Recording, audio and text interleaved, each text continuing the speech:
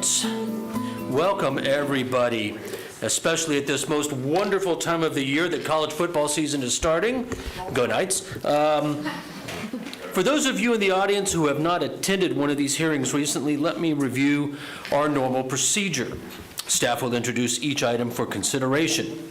If you would like to speak, please fill out the speaker form located on the table in the lobby and indicate which number and whether you're for or against the item. And then when you fill it out, please give it to the clerk seated to my left. The applicant and the applicant's supporters will be heard first. Those in opposition to the request, if any, will be heard next. Then the applicant will be given a chance for rebuttal. Comments should be restricted to pertinent information regarding the agenda item under discussion. Neighborhood disagreements have no place in this meeting. If you are an individual, you will have 3 minutes for your comments. If you are speaking on behalf of a group, a real group, you will have 6 minutes for your comments. Speakers should move closer to the podium when their item is being presented by staff. Also, speakers should identify themselves clearly for the record by stating their name and address. Each speaker should also be given courteous and respectful attention. The board may ask questions of speakers or of staff, and any information you share will become part of the public record.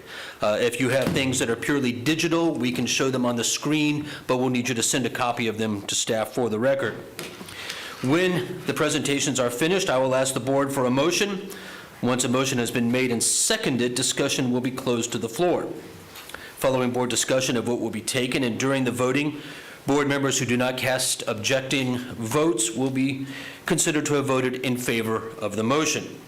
Any person aggrieved by any decision of this board has 15 days to appeal it to the county commission, and staff can help you with that process. Having said all of that, let's start with number 1, please. For the record, Angie Gates, Seminole County Planning and Development. Item number 1 is a request for a rear yard setback variance from 30 feet to 10 feet for a shed in the R1A Single Family Dwelling District and the Brantley Hills subdivision located at 2930 Brantley Hills Court. The proposed 280 square foot storage shed will be used for personal use only and will encroach 20 feet into the required rear yard setback. Letters of support were received from the property owners at 1690 West Lake Brantley Road and 2960 Brantley Hills Court.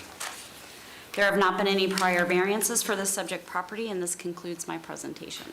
Thank you, ma'am. Gentlemen, any questions for staff? Yes, I have Yes, a sir. question. The plan for the lot shows the power company easement running diagonally across the northwest corner of the lot. Is the homeowner required to keep a certain distance away from the boundary of this easement?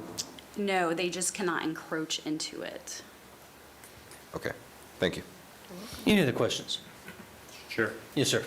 I just want to, the site plan, it's even up there, shows the 12 by 24 foot shed.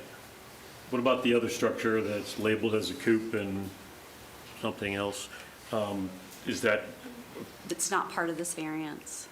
understand it's not part of the variance, but is it part of the plan and we should be adding it to the variance? I guess maybe that should be my question, but I'm a little clearer. No. We have a separate chicken coop ordinance that they have to abide by and follow those rules, so it follows underneath that ordinance for chicken coops, not under the variance criteria. Okay, so no action, whatever action we take on this thing tonight doesn't grandfather that thing in just because it's on the plan and part of the package? Thank you. Follow-up question. Does the fact that that structure that Mr. Wright just talked about is a chicken coop, does that mean it's does not have to follow the setback regulations? It follows the chicken coop ordinance setback regulations and requirements. It does not follow the Land Development Code Chapter 30 setbacks. Okay, so the coop as it stands as is in compliance? With our chicken coop ordinance. Very well, thank you. Any other questions for staff? All right, seeing none. Is the applicant here? Yes.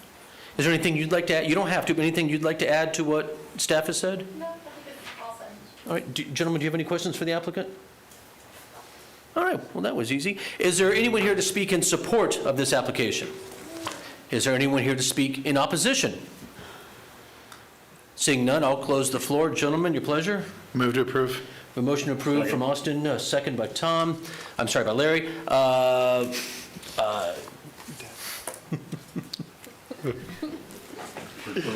like twins. You want to get out of here quick, don't. It's like I'm talking to my kids, jeez. And, all right, we have a motion and a second. All those in favor? Aye. Opposed? Enjoy. Number 2, please. And this is Item number a 2. confidential item. Yep, sorry. Item number 2 is a request for a side yard east setback variance from 15 feet to 10 feet for an accessory structure in the RC1 Country Homes District in the Rowan Estates subdivision. The proposed steel storage building will be 1,120 square feet and will encroach 10 feet into the required side yard setback and will be used for the property owner's personal use. The property owner applied for a building permit in 2023, permit number 23-16825, and at that time was determined that a variance would be required. On February 26, 2024, the Board of Adjustment approved the request for a side yard setback variance from 20 feet to 15 feet for the steel building. The justification statement for the new variance request states that the building will be too close to the pole screen enclosure, and a majority of the west side of the property consists of a low-lying wooded area, wetlands, and home septic and drain field. The building will be accessed from the home's existing driveway located on Robin Lee Road. And this concludes my presentation.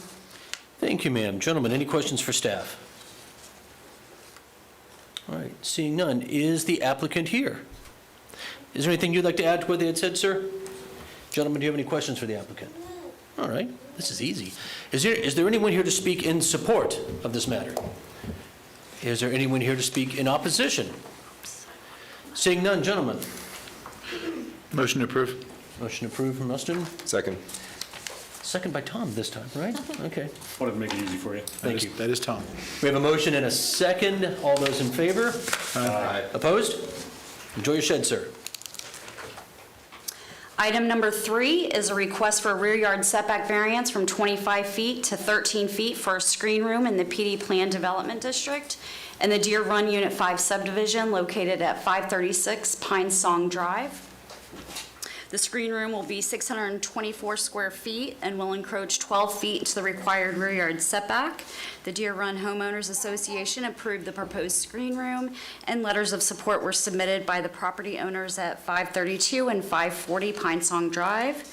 The rear of the property where the variance is being sought abuts a green belt easement, and there have not been any prior variances for this subject property, and this concludes my presentation. Thank you, ma'am. Gentlemen, any questions for staff? I have one, and I'll open it up to any of y'all, including the county attorney's office. And this is more of a question for me, maybe kind of a general question.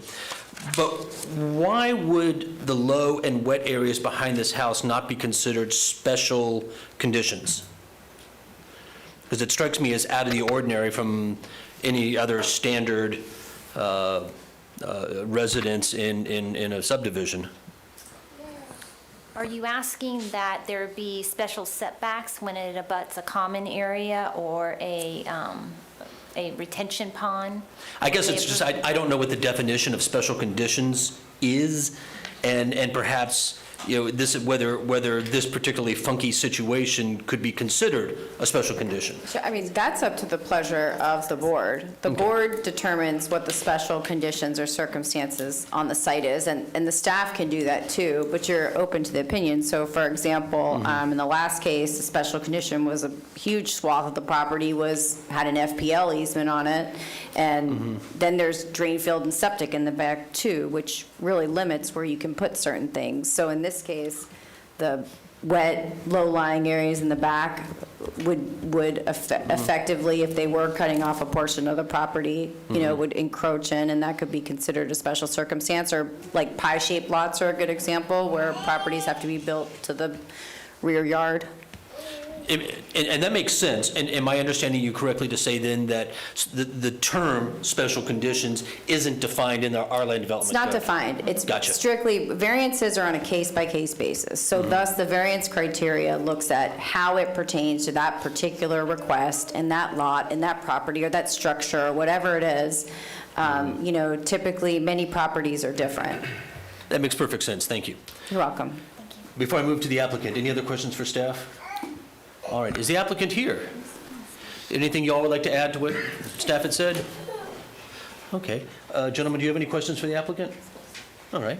Is there anyone here to speak in support of this matter? Seeing none, is there anyone here who would like to speak in opposition to this matter? Seeing none, close the floor. Gentlemen, your pleasure. Mr. Chair? Move to approve? Motion approved. We have a second? Second. All right, Mr. Austin did. So we have a motion and a second. All those in favor? Aye. Those opposed? It passes. Enjoy. Number 4, please. Item number 4 is a request for a side yard north setback variance from 7.5 feet to 0 feet for an existing single-family dwelling in the R1 Single Family Dwelling District located at 2075 Dixie Avenue. Subject property is located in the Dixie Terrace subdivision, which was platted in 1952 prior to the adoption of the Seminole County Land Development Code. The request is to bring an existing 960 square foot residence into compliance with the R1 zoning district setbacks. There have not been any prior variances for the subject property. The Midway subdivision is designated as a community development target area by the Board of County Commissioners. These target areas are designated to encourage redevelopment, preservation, and revitalization. And based on the stated findings, staff is recommending approval of the request. And this concludes my presentation. Thank you, ma'am. Gentlemen, any questions for staff? Seeing none, is the applicant here? Oh, sir, is there anything you'd like to add to what staff had said? No. Gentlemen, do you have any questions for the applicant? This is easy. Is there anyone in the audience then to speak in support? Yeah, don't jinx it. Don't jinx this. Seeing none, is there anyone here to speak in opposition? Seeing none, we'll close the floor. Your pleasure. Motion to approve. Approve? We might. I'm sorry. The 2 papers are for That is, Desardo. thank you so much for pointing that out to me. I do have 2 things here. Is there a Mr. Banta? No. Did you want to speak, sir? No, sir. All right. Mr. Arnold? Is that you, sir? Other than that, Oh. I approve. Thank you, gentlemen. All right, and thank you for pointing that out, Madam Clerk. All right, so we have a motion and a second. All those in favor? Who seconded? Is that you? Mr. Evans, did you second? No, yeah, question. Oh, okay. Do we have a second? I second the motion. Thank you, sir, Mr. Evans. All those in favor? Aye. Opposed? All right, enjoy, sir. Number 5. Item number 5 is a request for a rear yard setback variance from 30 feet to 4 feet for a shed in the R1A Single Family Dwelling District in the Shady Oak subdivision located at 161 Eileen Avenue. The proposed storage shed will be 640 square feet and will encroach 26 feet into the required rear yard setback. The structure will be for the owner's personal use only, and there have not been any prior variances for the subject property. This concludes my presentation. Thank you. Gentlemen, any questions for staff? Yes, question for staff. Yes, sir. According to the plan, there is an existing shed behind the house. Looks to be a similar distance from the property line as the proposed structure. Would this variance also cover that existing shed and bring it into compliance, or would another? It would not. Okay.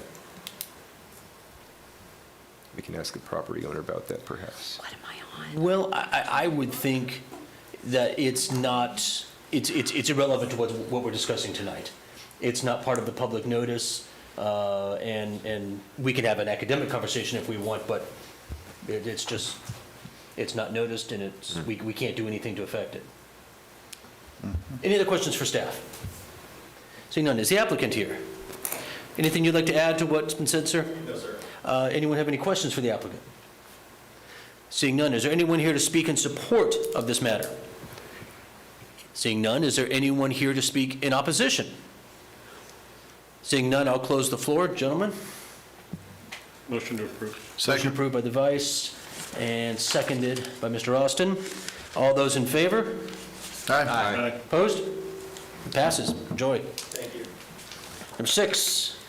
Item number 6 is a request for a rear yard setback variance from 20 feet to 17 feet for a screen room addition in the PD Plan Development District and the Deer Run Unit 23B subdivision located at 4713 Swans Neck Place. The proposed screen room addition will be approximately 411 square feet and will encroach 3 feet into the required rear yard setback.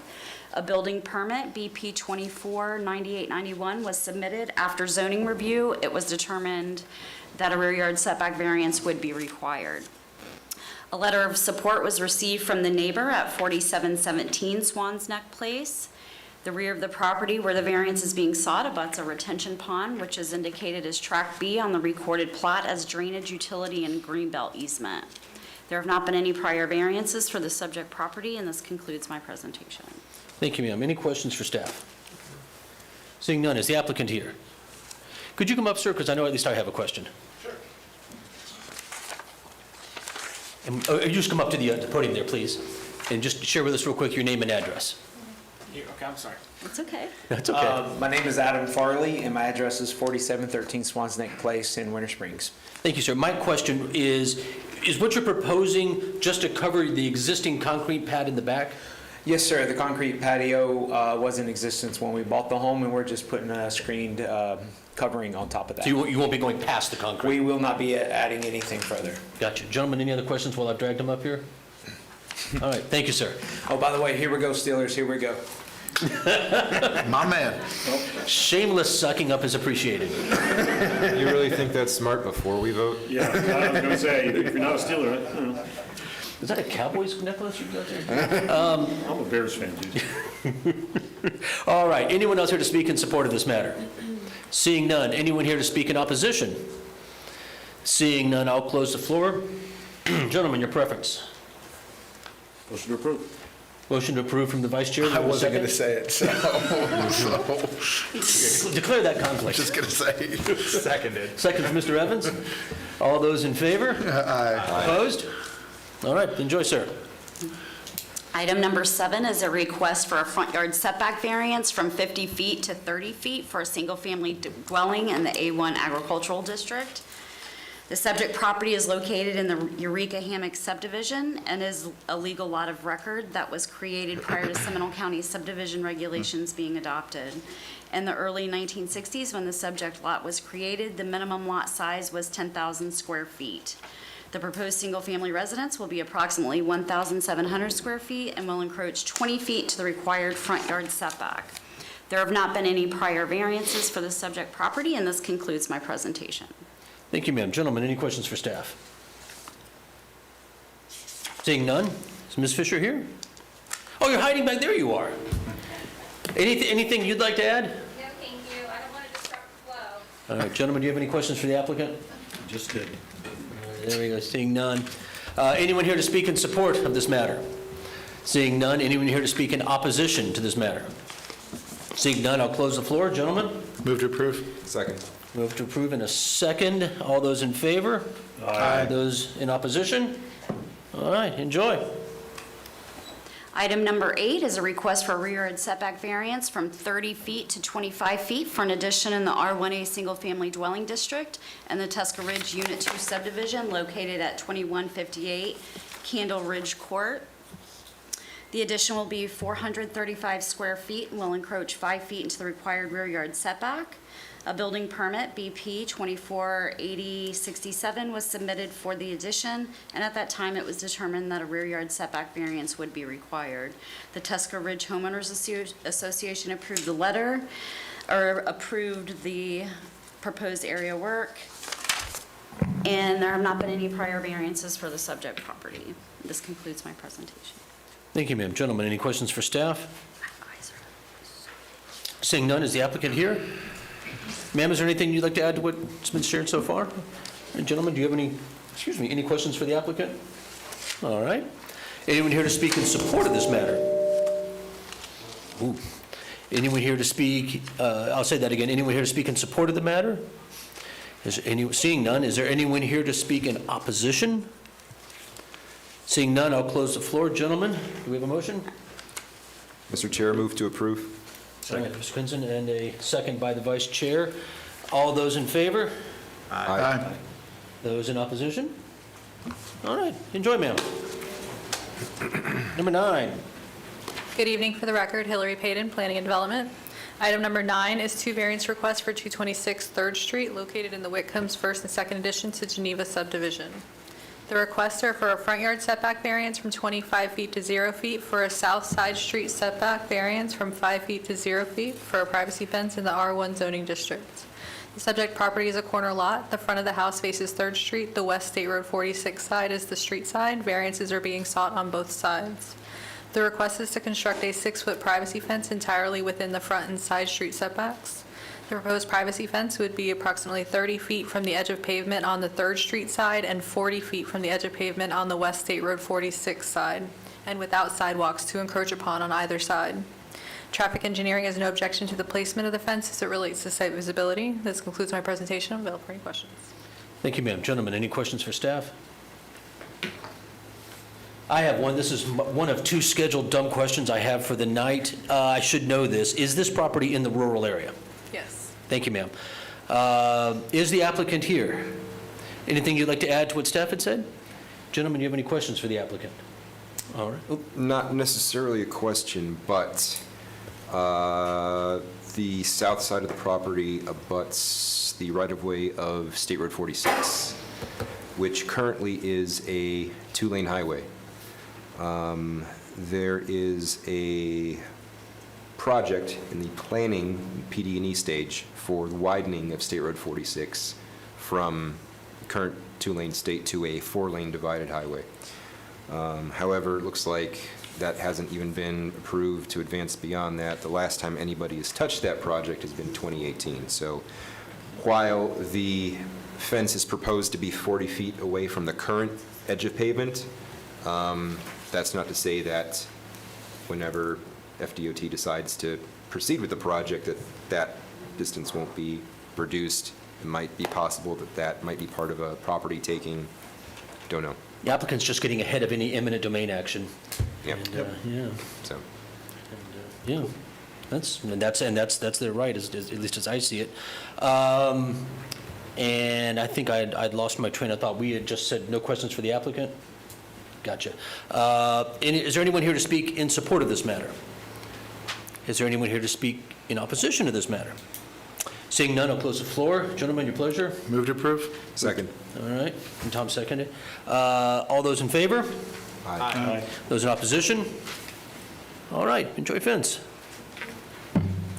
Number 10. Item number 10 is a variance request for 535 Tulane Drive, located in the Weathersfield subdivision. The request is for a rear yard setback reduction from 30 feet to 13.5 feet for an addition in the R1 zoning district.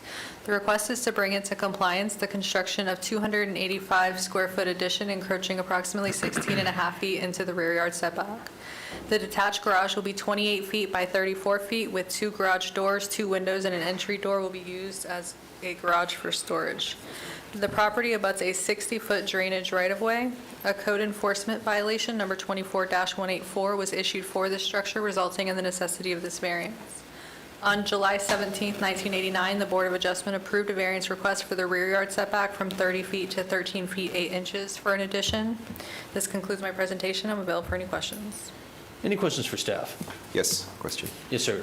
So we've established in the past that once a variance is approved for a property, it never goes away. Correct. So this original variance that was approved in 1989, still in effect, for 13 feet 8 inches. Correct. And the structure is 13.5 feet away from the property line. Right. I rounded. Did the homeowner really get a fine from code enforcement for being 2 inches too close? It wasn't 2 inches. They added on to it what was originally approved. If you look on the site plan where it says new addition, that's the section that was approved back in 1989. Okay. The red part, they added on to it, and that's the portion that is, they are seeking a variance for today. It looks, well, It's flush, but they expanded it. When you expand the okay. variance. All right. I'm going to say, Mr. Kunzen, that was my second scheduled dumb question, and it sounds so much smarter when an engineer says it. And so I appreciate you doing that for me. You can send your dumb questions to me before the meeting. and I count on it, yes. Doing the work. Henceforth. Oh, man. All right, any other questions for staff? Seeing none, is the applicant here? Sir, do you have anything to add to what's been said so far? Gentlemen, any questions for the applicant? Is there anyone here to speak in support of this matter? Seeing none, is anyone here to speak in opposition? Seeing none. Gentlemen, your pleasure. Move to approve. A motion to approve. Second. We have a second from the vice chair. All those in favor? Aye. Those opposed? All right, enjoy, sir. I will just mention to the board that if the previous variance approval was just across the board, the new rear setback is this, then you could have put really anything in there, but because it's specific to certain additions as are shown on the site plan, as we've talked about before, only those things, only that item or structure is permitted. Anything else is an additional encroachment. Makes perfect sense. Yeah. Thank you, ma'am. Number 11. Item number 11 is a variance request for 5050 Thomas Stable Road. The request is for a front yard setback reduction from 100 feet to 42 feet for an accessory dwelling unit in the A1 zoning district. The request is to convert an existing dwelling unit built in 1945, which predates the Land Development Code, into an accessory dwelling unit so that a primary dwelling unit can be constructed.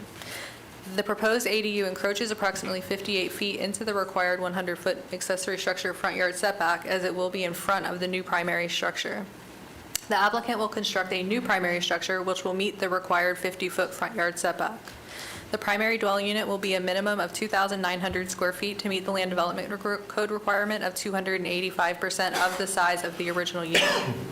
The proposed ADU is restricted to 1,000 square feet or up to 1,100 square feet with an administrative adjustment approved at the staff level and may be required to be modified to meet the limitation. This concludes my presentation. I'm available for any questions. Thank you, ma'am. Gentlemen, any questions for staff? Seeing none, is the applicant here? Is there anything you'd like to add to what staff had said? Okay, gentlemen, any questions for the applicant? Seeing none, is there anyone here to speak in support of this matter? Is there anyone here to speak in opposition? Seeing none, I'll close the floor. Gentlemen, your pleasure. Move to approve. Motion approved from Austin. Do we have a second? Second from the vice chair. We have a motion and a second. All those in favor? Aye. Those in opposition? All right, enjoy. It's going to be a fun project. Easy for me to say. All right, number 12. Item number 12 is a variance request for 108 West Crystal Drive, located in the Belle Isle section of the Lock Arbor subdivision. The request is for a normal high water line setback reduction from 25 feet to 20 feet for an accessory structure in the R1 AA zoning district. The request is to construct a 22-foot by 25-foot storage shed on the side of the home, encroaching 5 feet into the normal high water line setback. A letter of support has been received from the neighbor across the street. This concludes my presentation. I'm available for any questions. Thank you, ma'am. Gentlemen, any questions for staff? Seeing none, is the applicant here? Is there anything you'd like to add, sir? What staff had said. All right. Gentlemen, do you have any questions for the applicant? All right. Is there anyone here to speak in support of this matter? Seeing none, is there anyone here to speak in opposition to this matter? Seeing none, I'll close the floor. Gentlemen, Move to approve. motion to approve from the vice chair. Do we have a second? Second. Second from Mr. Kunzen. All those in favor? Aye. Those in opposition? All right, passes. Enjoy, folks. Number 13.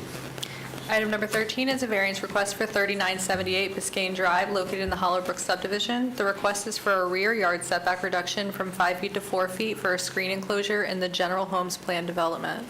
The request is to reconstruct a 21-foot by 50-foot pool screen enclosure in the same footprint, encroaching 1 foot into the rear yard setback. The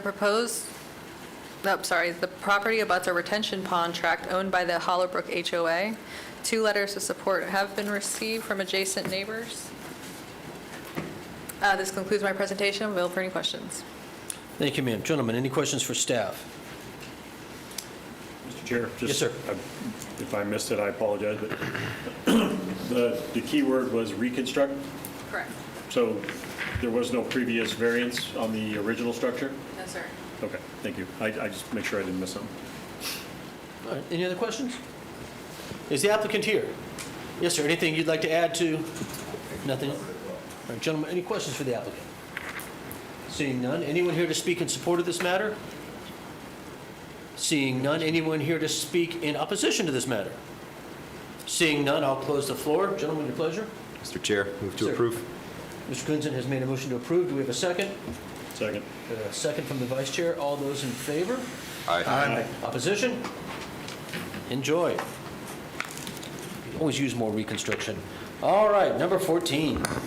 Item number 14 is a variance request for 1112 Eagles Watch Trail located in the Eagles Point subdivision. The request is for a rear yard setback reduction from 30 feet to 14 feet for an addition in the R1 AA zoning district.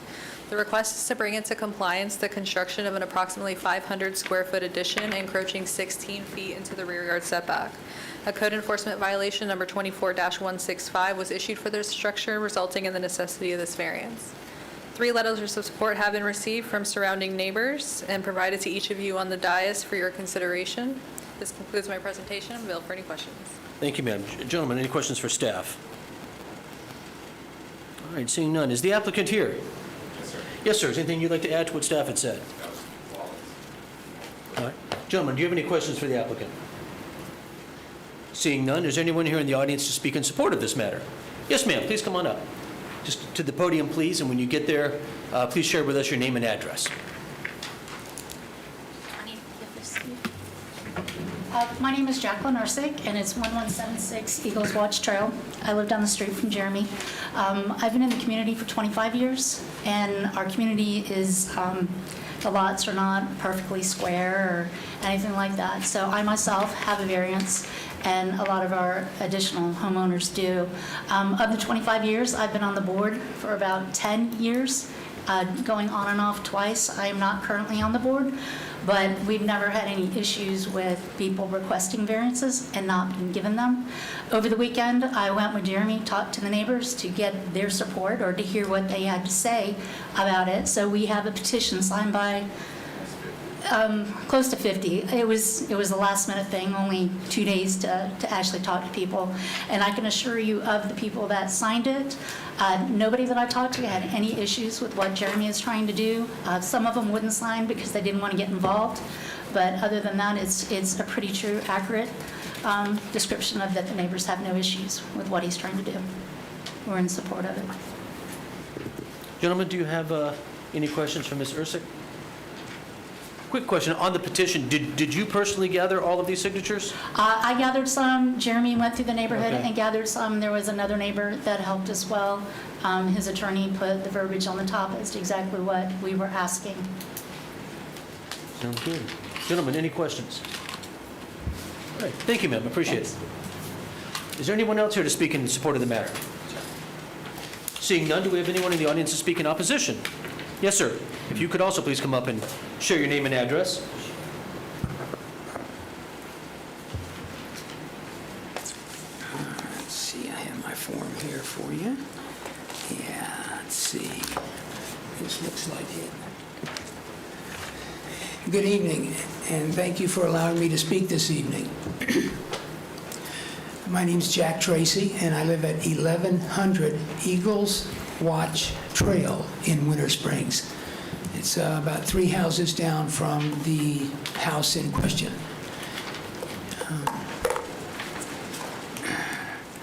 So I'd like to talk about a couple of things this evening, and I'm talking as an individual homeowner, although I do want to mention that I happen to be the president of the HOA.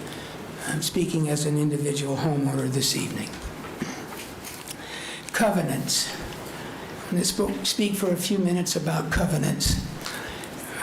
If I might, sir, whether or not this matter is or is not in compliance with homeowners association covenants is irrelevant to anything that we consider. So Okay. if you could please just keep it relevant to what's before our board tonight, which is mainly Seminole County matters. Sure, I'd be happy to do that.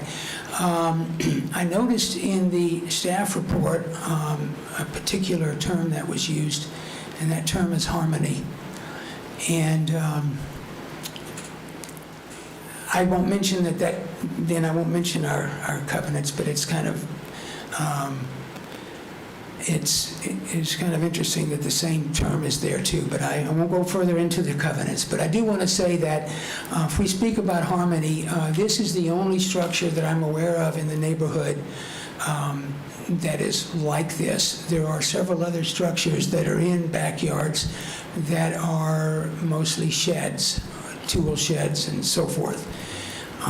This is a large structure, and in my opinion, if it was allowed to exist, there would be a disruption in the harmony of the neighborhood. And that's one of the things that, obviously, since the word was used with the county, they have the same concerns in that particular area that I do, as do other residents. So then I don't want to go into the covenants then, but I do want to say that I'm in opposition to the existence of this structure because it is totally unique, and along with the county, it is also several feet into the setback or the easement, so setback, I believe. So that's all I have to say at this time then. Gentlemen, any questions? Mr. Tracy, just my question, and again, I'm going to ask this for clarification out of a sense of fairness, because I kind of shut you off in the beginning. Am I understanding your argument to be mainly that when you talk about harmony, or disrupting the harmony, that you think this is an inconsistent structure with what's already in the neighborhood? Yes, sir, I feel that it is, and it appears thus so too, that there's not another structure like this in the neighborhood. Gotcha. Thank you, sir. Yes, sir, Appreciate it. thank you. Is there anyone else in the audience to speak in opposition to this matter? Thank you, sir. Do we have one of your forms, sir? I've got it right here. There we go. We are sticklers for paperwork. If you could please share with us your name and address, please. Sure. So my name's Toby Snively, and I'm not a resident of the HOA, but I'm legal counsel to the HOA, Eagles Point Homeowners Association here in Seminole County. And the board of directors has asked that I come in and say some words on behalf of the HOA Association in opposition. So we're not going to get into the covenants, though, right? No, and actually I was about to start with that. You know, Good, sir. the Good fact that the HOA has its covenants, and the HOA enforces that stuff, and the county has its own ordinances, and you guys enforce that stuff. So we got apples and oranges. The HOA became aware of this after the structure was in progress. And I mean, that's the background as far as the HOA goes. Why we're here tonight is it's the association's position that the variance request should be denied because it doesn't meet the variance criteria in the county ordinance, section 30.3.3.2. And the way I read that ordinance is that in order to grant a variance under that ordinance, the board here would need to determine that each of those 6 criteria have been fulfilled. And then if one of those criteria were to fail, it defeats the whole variance request as a whole. And so you probably know where I'm headed with this one. And it's not a fun part of my job. It actually pains me because I put myself in the homeowner's shoes of a structure that's already mostly built. And I understand where he's coming from. But my job here is to convey the association's position. And from a legal perspective, it's the association's position that this extra building on the lot would fail these criteria, each of the 6 criteria. And I'll touch on the 3 most glaring examples that the association has. So this lot appears to be relatively standard as far as lots go in the community. It's not an odd triangle slice of pizza thing, no weird shapes or conditions that I'm aware of. Number 2, the lot already has a home on it. It's got a pool and an outdoor kitchen, such that the lot is serving its intended purpose. It's not as though failure to grant a variance will render this lot useless. And then the third big point is, and this is a big one for the association, it's that granting of this variance would not be in harmony with the neighborhood, and it wouldn't be in harmony with the land development code. That's the association's position. So as much as it pains me to advocate against a structure that's already in progress, I have to say that in my experience, when folks don't go through the permitting process in advance, it comes with some risk, and it doesn't always work out. And so in this case, the association believes that the 6 criteria have not all been met, such that a variance could be properly granted. And therefore, we respectfully request that the board deny the variance request. Thank you.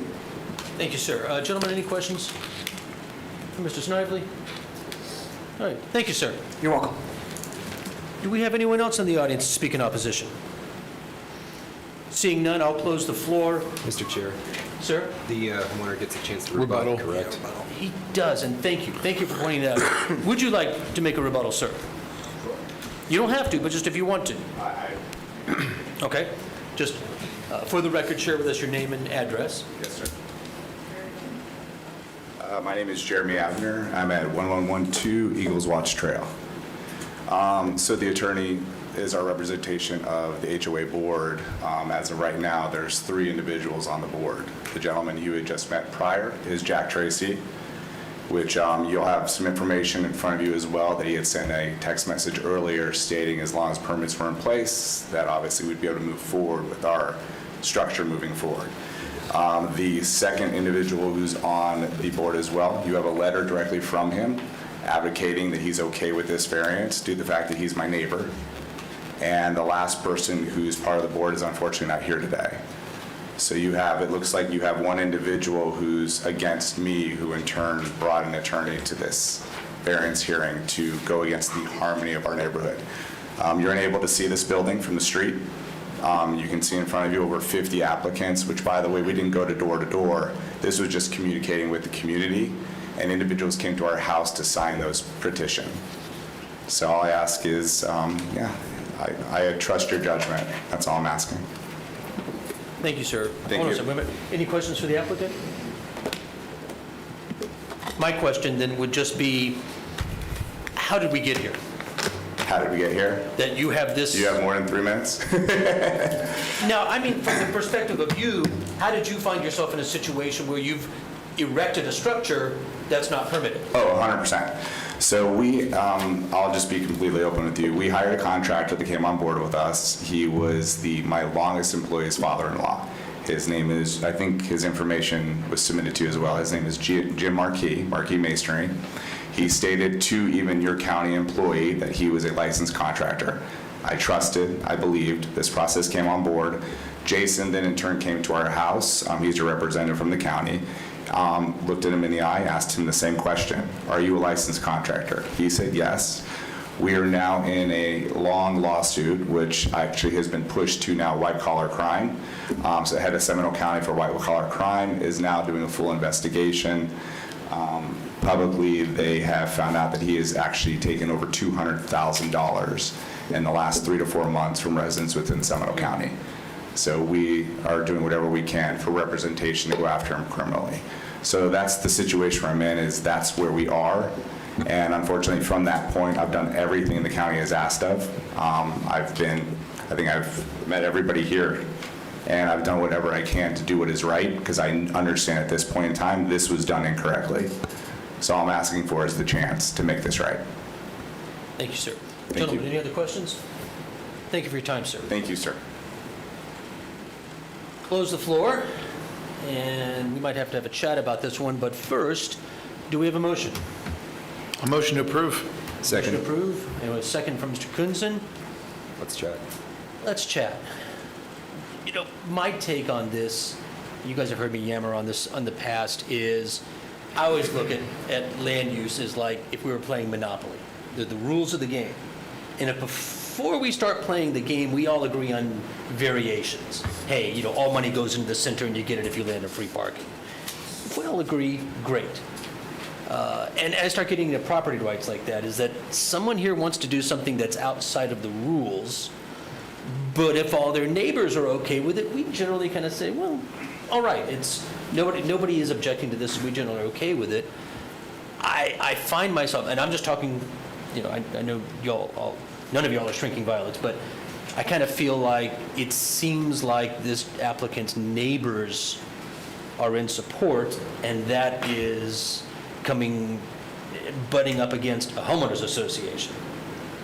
And I just would love to hear y'all's thoughts on just that conflict. I personally agree. So with me, HOAs are unique. They can be. And is if I'm seeing the petitions, and I looked at those addresses, and I looked at where the addresses of the applicant is, Mr. Chair, I looked at that, and that's fine, but from an HOA point of view is, I don't know, I believe that's superseding what the address actually is, and have actually supersedes and is going kind of outside of what the people's will is. And that is what I look at from that, is it's not so much, HOAs sometimes can overstep sometimes. And in this case, I saw what I needed to. I saw those applicants, I saw the signature, sorry, I keep putting my hand in front of you. And that's what I needed to see. So that's personally what I saw. I saw the people live around it, those addresses, they're fine. That's my take. Any other thoughts? Yes, sir, Mr. Evans. I'm kind of in the same board. I think especially in this case, I mean, the HOA is also not necessarily removed from being able to go further than this, even if the variance is approved.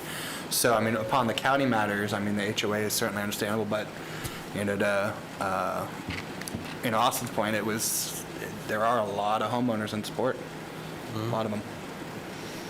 Any thoughts from our engineers? Not to put you under pressure or anything. You know, to my, you know, whatever limited knowledge, there's nothing in our codes to say that our decision-making has to be whether the HOA has approved any aspect of the applicant's request, you know, and as long as it falls within the guidelines of what's approvable by our, you know, within our guidelines, that we're not doing something that would, exceed our, authority, per se. It's always nice to see harmony between HOAs and their residents, and when it comes to improvements, but it's not a deciding factor for me. Unless someone else wants to add something, I'll put it to a vote then. All right, all those in... Chairman, may Ma'am. I just interject here? Nisa Borger for the record. You're correct, Mr. Wright, that, you know, the county is required to only implement its own variance criteria. And as you know, those criteria are that special conditions and circumstances exist that are particular to the land or to the structure.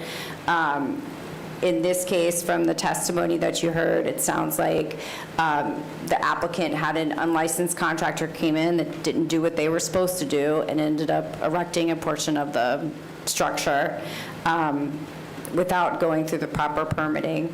And this wasn't a result of the applicant's action. The applicant is trying to, as per his testimony, is trying to rectify those actions. It will not confer on the applicant any special privilege. This is a residential addition in a residential neighborhood on a home. That is something that's not necessarily a special thing to get.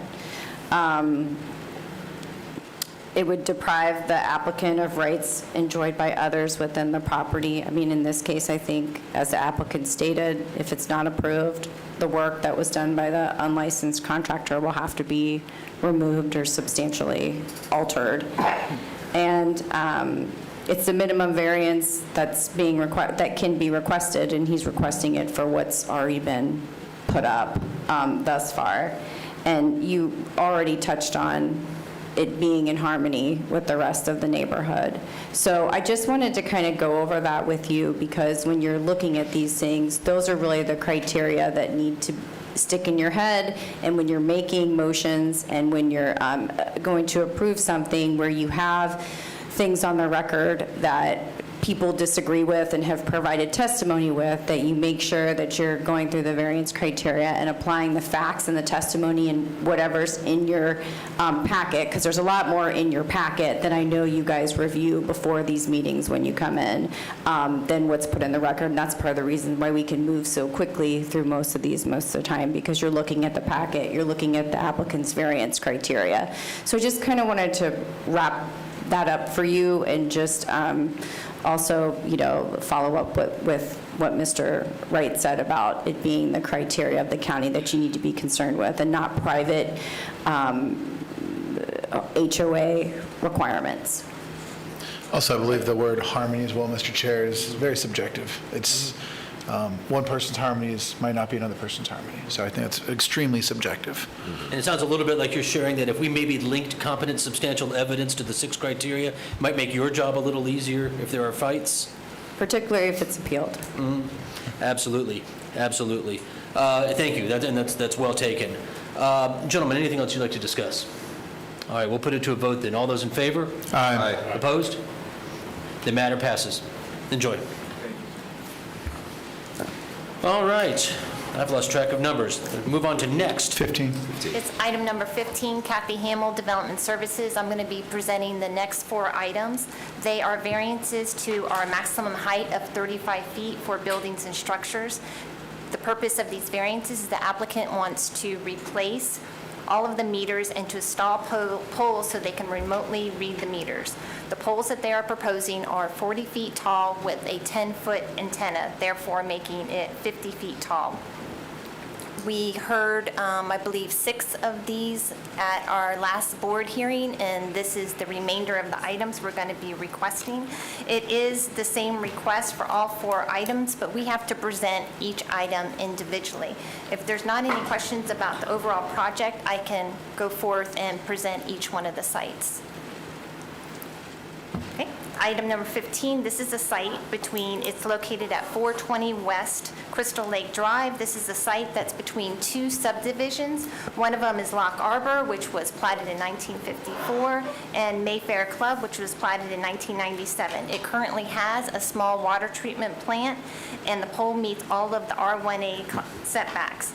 This request does meet all the criteria for granting the variance, and we are recommending the board to approve the variance. Thank you, This ma'am. concludes my presentation. Thank you, ma'am. Gentlemen, any questions for staff? Seeing none, is the applicant present? Yeah, I was going to say, it'd have to be you guys. Is there anything you'd like to add to what staff had said?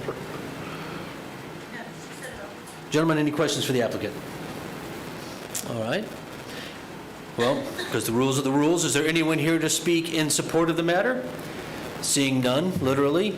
Is there anyone here to speak in opposition to the matter?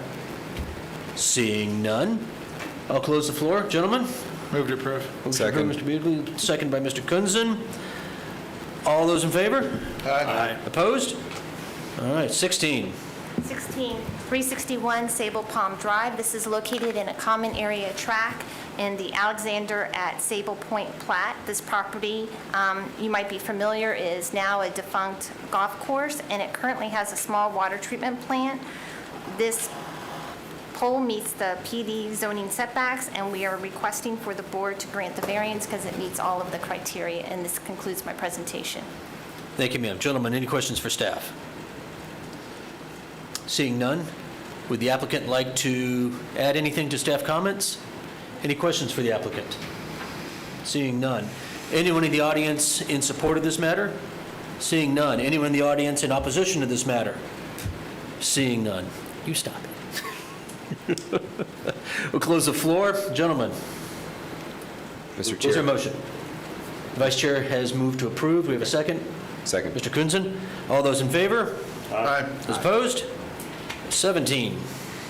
418 Timber Ridge. This site is also in the Sable Point PD and is a common area tract owned by the HOA in which Sunshine has a utility easement. It currently has a lift station and it backs up to an open space tract. It does meet all of the setbacks in the PD, and we are recommending approval. Any questions for staff? Mr. Kunzen, you look like you might have had one there. Don't feel peer pressure. Okay, now I kind of want you to. No. Seeing none, is the applicant wanting to add anything on this? Any questions for the applicant? Anyone in the audience to speak in support? Seeing none, anyone in the audience to speak in opposition? Seeing none, gentlemen, your pleasure. Mr. Chair, move to approve. Second. Madam Clerk, did you get those names? Mr. Kunzen and Mr. Beagley? And we have a motion and a second. All those in favor? Aye. Those opposed? All right, now to 18. This is Lot 7 on Lake Asher. It's located in the Bear Lake Manor, which was platted in 1960. It currently has a small water treatment plant, and it is in the R1A zoning classification, meets the minimum zoning setbacks. Staff is recommending the board, we are recommending approval of this item. Any questions for staff? Seeing none, Would the applicant like to add anything to those comments? Seeing none, is there anyone in the audience to speak in support? Seeing none, anyone wishing to speak in opposition? Seeing none, I'll close the floor. Gentlemen, your pleasure. Move to approve. Second. A motion approved and a second. All those in favor? Aye. Opposed? That is that. We will move on to minutes. The chair will entertain a motion. Move to approve. Motion to approve the minutes. There was a second from the vice chair. All those in favor? Aye. All those opposed? That's that. Anyone have anything else to add to the good of the order? We are adjourned. Oops, sorry, no, we are unadjourned. Okay. Yes, Are ma'am. those for both? I'm sorry? Is that motion for both of the minutes? Yes. Okay. 10 minutes past, I'm sorry, I'm gonna try.